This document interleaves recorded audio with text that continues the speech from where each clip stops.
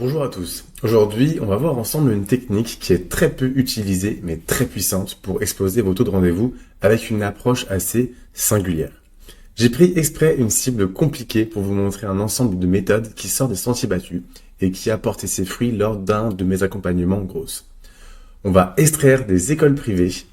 On va extraire des écoles privées lors d'un salon étudiant, retrouver automatiquement dans des recherches Google les comptes LinkedIn d'écoles grâce à une API secrète pour ensuite injecter cette même liste dans 16 navigateurs et retrouver les contacts des directeurs de ces écoles.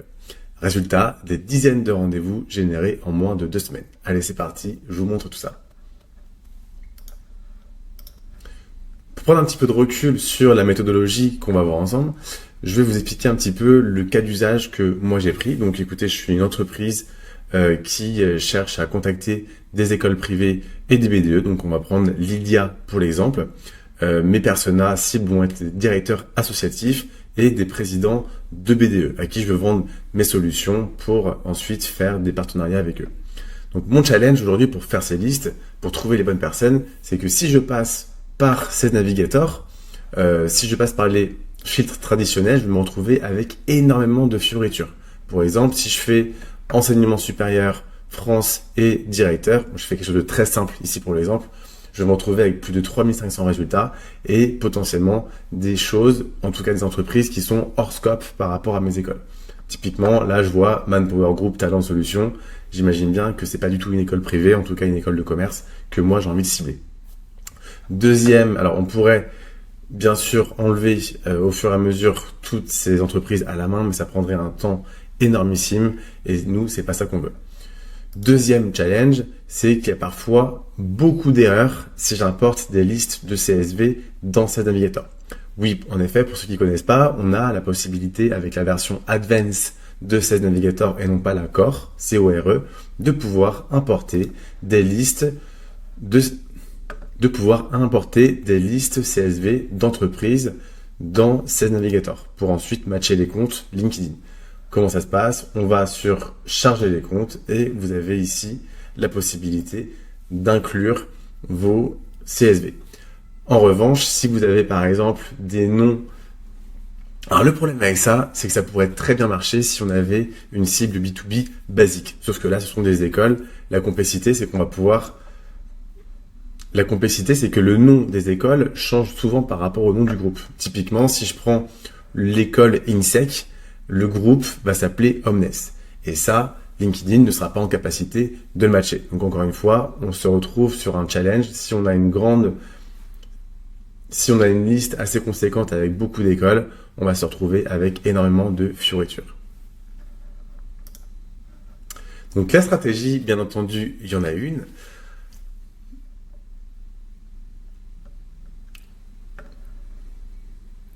Le but, ça va être d'extraire une liste d'écoles qui étaient présentes sur le salon de l'étudiant à Rennais. Alors ça pourrait être bien sûr lyonnais, de Paris. Alors ça pourrait bien entendu être celui de n'importe quelle ville ou n'importe quel salon. C'est juste pour vous montrer la pratique. On va extraire tout ça. Et derrière, dans la technique, on va essayer de retrouver sur Google les comptes entreprises ou écoles de ces mêmes écoles. Typiquement, si je mets School of Impact, je mets site .fr, etc. ici. Alors, c'est du langage booléen. Je vais retrouver directement, comme vous pouvez voir en bas à gauche de mon écran, l'adresse LinkedIn de la page entreprise, entre guillemets. Et c'est ça qui m'intéresse parce que avec ces liens-là, grâce à ces liens-là, je vais pouvoir directement retrouver les directeurs qui m'intéressent dans ces écoles. Et on n'aura pas de faux positifs comme on aurait pu l'avoir avec l'INSEC et l'Omnes. Alors bien sûr, vous imaginez bien, on va pas le faire à la main. On va automatiser tout ça avec une API secrète que je vais vous montrer bien entendu. Derrière, on va intégrer ces mêmes listes-là sur ce navigateur. On va trouver les directeurs, les intégrer ensuite dans la grosse machine et je vais vous montrer ma petite séquence de copywriting que j'ai préparée pour l'occasion. Alors, la stratégie globale pour que vous puissiez aussi comprendre pourquoi je passe par les directeurs et non pas par les directeurs d'associations ou associatifs, elle est très simple. C'est que là, je choisis de trouver les directeurs d'école pour avoir le mail derrière de la personne en charge. Et je pourrais ensuite venir de la recommandation du directeur, ce qui aura encore plus d'impact dans le poids de ma prospection pour la prise de rendez-vous. Donc première étape, on se rend sur le salon de l'étudiant. Je vais télécharger grâce à l'extension Instant Data Scraper de Google Chrome l'ensemble de la liste qui va être ici. Donc je clique directement dessus. J'ai plus qu'à récupérer l'ensemble de ces écoles qui sont ici. Donc je vais les intégrer sur un Google Sheet. Donc j'ai déjà fait un peu le boulot. Je vais vous montrer un petit peu comment ça fonctionne. Hop, je colle simplement le nom des écoles qui étaient là. Alors le souci qui va être là, ici,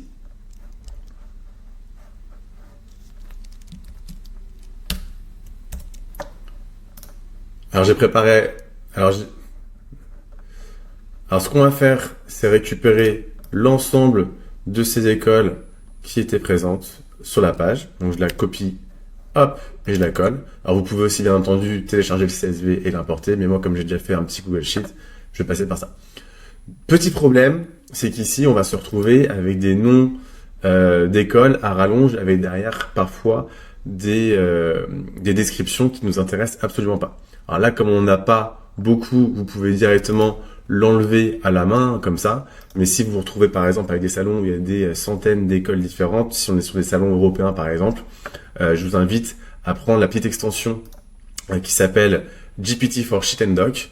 Comme ça vous permettra d'intégrer votre compte ChatGPT dans Google Sheet. Alors j'ai fait une autre vidéo là-dessus, si vous voulez, je vous l'enverrai si ça vous intéresse.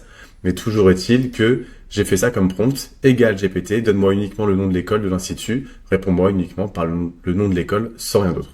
Ok ? Et donc j'ai plus qu'à faire une clé de recopie, et vous allez voir qu'il va me ressortir uniquement le nom de l'école, sans récupérer le reste. Je vais faire pour tous, ça sera fait.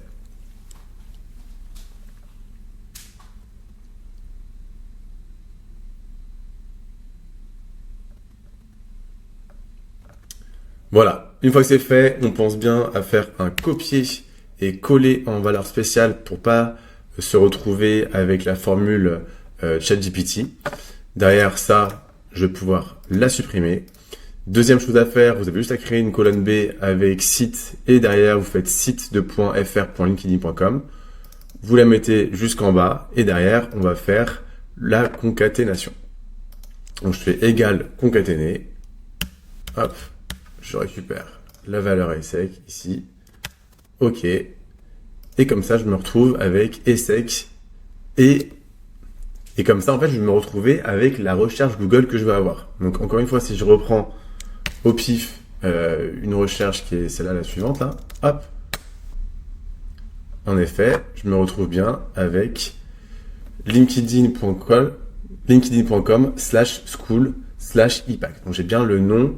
Donc j'ai bien la page de l'école ou d'entreprise de l'école en question, dans lequel je vais pouvoir derrière extraire toutes les personnes qui m'intéressent.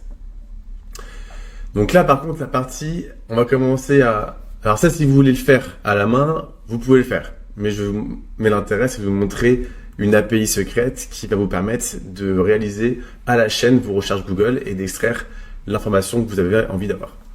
Donc on va se rendre ce matin sur Rapid API. Vous allez récupérer l'API Google Search, ok. Et dedans, il va falloir premièrement que vous appuyez sur Subscribe to Unlock. Donc c'est gratuit, hein. Vous avez juste à cliquer sur 0 €. Une fois que c'est fait, vous allez pouvoir cliquer sur Test Endpoint. Ça veut dire que ça va envoyer l'information et la recevoir. Donc pour ça, notre recherche, elle va être ici. Donc on va bien vérifier que ça marche bien. Donc je vais récupérer encore une fois la recherche que j'ai faite ici. Je vais l'intégrer à ce niveau-là, query, donc c'est la recherche, et je vais dire, écoutez, je veux juste recevoir 2 résultats Google, pas plus, ça m'intéresse. Je fais test endpoint, et je vois bien que là j'ai 2 résultats, et quand je clique ici, je vois bien, en effet, je retrouve bien le même lien que j'avais ici lors de ma recherche à ce niveau-là. Et c'est ça qui est génial, c'est-à-dire que ça va pouvoir faire l'ensemble de ma liste qui est ici et récupérer tous les liens LinkedIn des pages associées. Et ça, c'est génial, on gagne un temps monstre. Donc ce que je vais faire derrière, c'est que je vous enverrai, si vous voulez, le JSON si vous voulez, je vous enverrai le scénario make que j'ai créé. Donc c'est-à-dire que là, j'ai créé une API directement sur make pour extraire l'ensemble de cette liste-là et pouvoir l'enrichir sur les URL qui sont ici. Donc vous voyez un petit peu le résultat, ce que ça donne, c'est quand même super intéressant. Et une fois que j'ai ça, je vais pouvoir extraire en CSV ma colonne. Alors attention, il faut vraiment avoir le nom et l'URL LinkedIn à minima. Mais ça, dans tous les cas, vous pouvez le retrouver lors de votre recherche API. Donc ce que je vais faire, c'est maintenant, c'est retourner sur Sales Navigator. Donc pour rappel, on fait charger les comptes. Et j'ai plus qu'à intégrer ma liste URL d'école privée.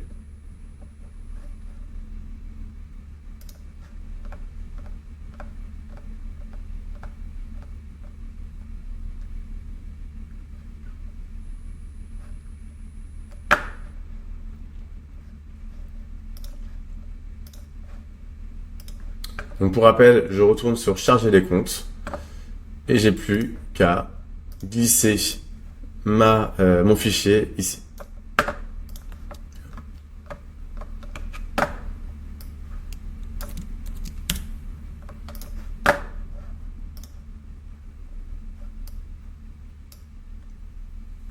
Donc je télécharge.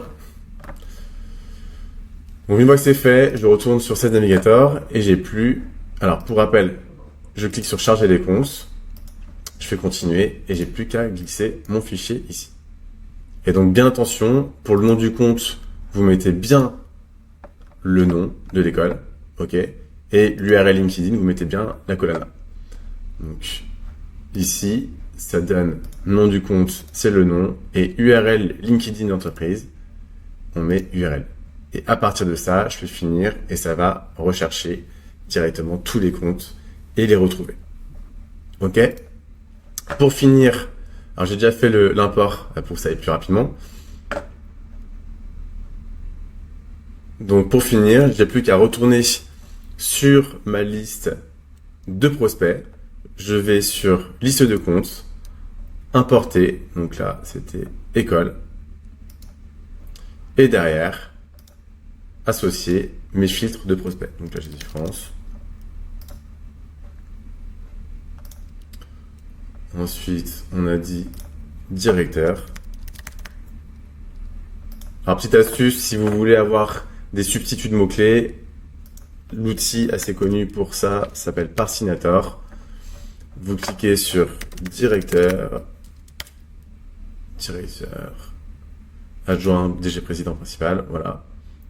Et vous cliquez sur directeur, go, et ça va vous donner un ensemble de mots de substituts par rapport au directeur. Donc, vous voyez, vous avez un ensemble de listes ici. Alors, soit vous la copiez-collez bêtement, ce que je ne vous conseille pas de faire, soit vous pouvez les supprimer, en ajouter, etc., etc. Comme ça, vous faites copier-coller et vous pouvez intégrer directement votre recherche dans ce navigateur. Vous faites entrer et ça va retrouver des mots-clés qui correspondent à ça. Ok? Donc là, juste pour l'exemple, je fais juste directeur et on se retrouve en effet bien avec plus de 1000 résultats, mais uniquement avec des directeurs qui correspondent aux écoles que j'ai recherchées. Donc c'est vraiment extrêmement puissant. Dernière étape, on va pouvoir intégrer notre recherche dans la grosse machine. Donc là, j'ai créé pour l'occasion une petite campagne que je vais vous montrer juste après.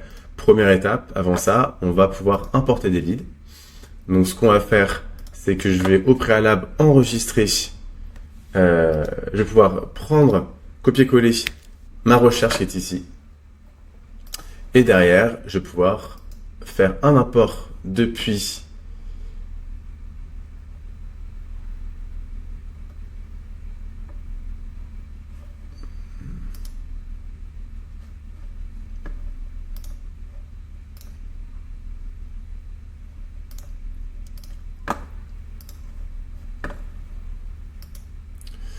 donc pour ce faire, alors première étape pour ce faire, vous devez absolument importer votre liste que vous venez d'avoir à l'instant. Pour ça, vous faites importer, vous cliquez sur importer LinkedIn et vous allez pouvoir copier-coller l'URL qui est ici et le coller dans la partie qui est présente sur LGM. Je vous veux parce que du coup j'ai déjà créé moi ma liste, hein, mais ça prend 30 secondes. Une fois que c'est fait, vous allez pouvoir revenir sur votre séquence ici. Et là, je vais vous montrer un petit peu la séquence que j'ai réfléchi pour ça.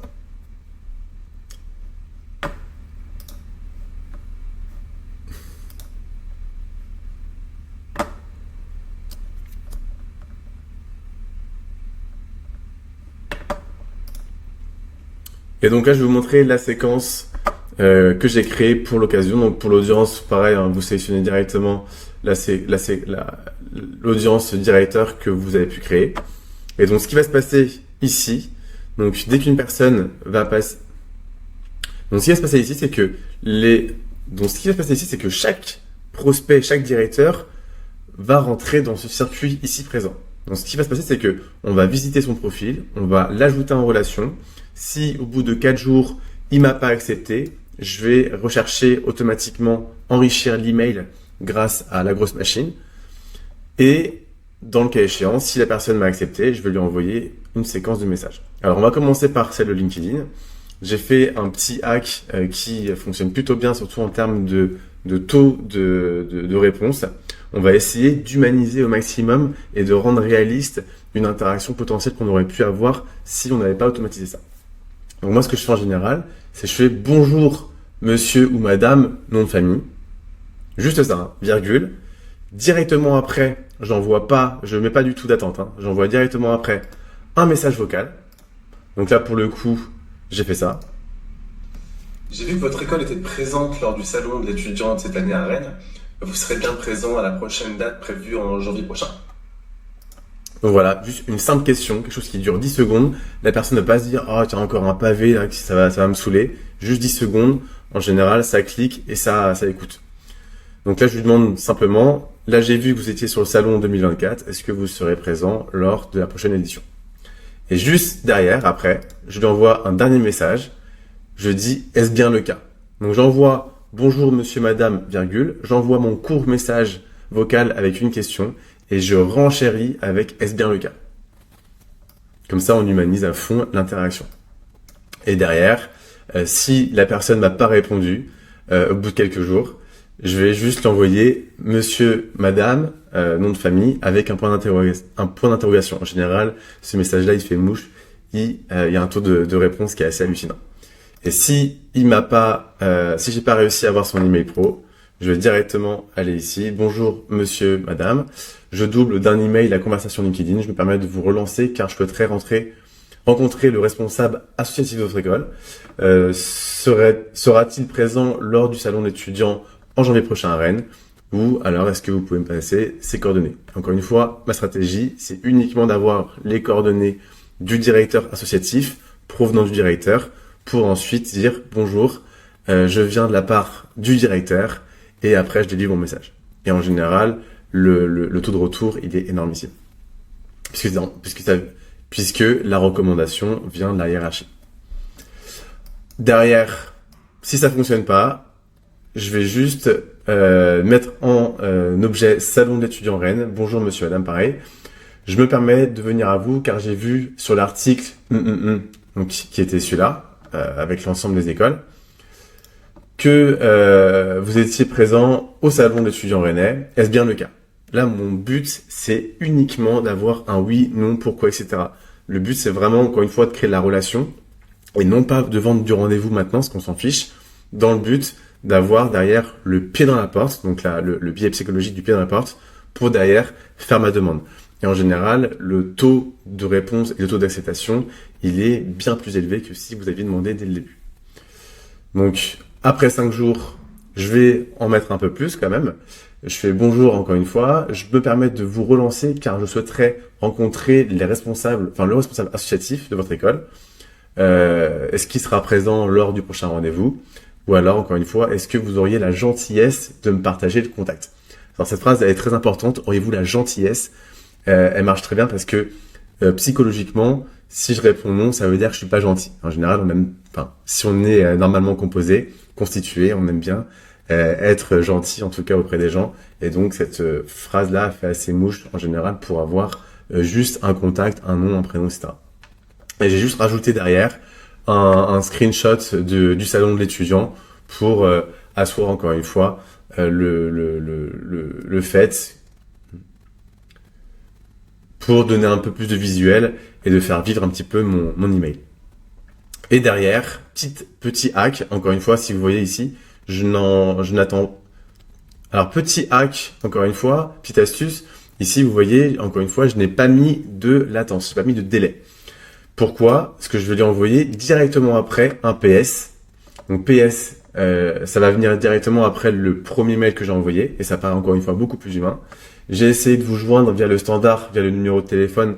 Ça, c'est quelque chose qu'on peut aussi scraper, hein, le numéro de téléphone standard de l'école, c'est assez facile à faire. Je peux l'intégrer directement en variable. Malheureusement, à chaque fois, je retombe sur la personne de l'accueil. Et comme ça, encore une fois, on va maximiser vos taux de retour. Et si la personne, elle m'a pas encore répondu, je vais refaire une visite et liker un de ces posts que la personne a potentiellement réalisé lors du mois passé. Donc voilà, petite dernière astuce. Dans le setting, moi je vous invite beaucoup à faire un custom exit. Vous allez pouvoir créer ce qu'on appelle un webhook. Moi j'en ai créé un spécialement là-dessus. Et dès qu'une personne me répond, ça va automatiquement créer le contact dans mon CRM, ce qui fait gagner un temps monstre. Et puis pour finir, bien sûr, on lance la machine. Voilà, j'espère que cette astuce vous aura plu, qu'elle pourra vous permettre aussi d'avancer dans vos problématiques. Et si vous avez la moindre question, n'hésitez pas à me contacter. À bientôt!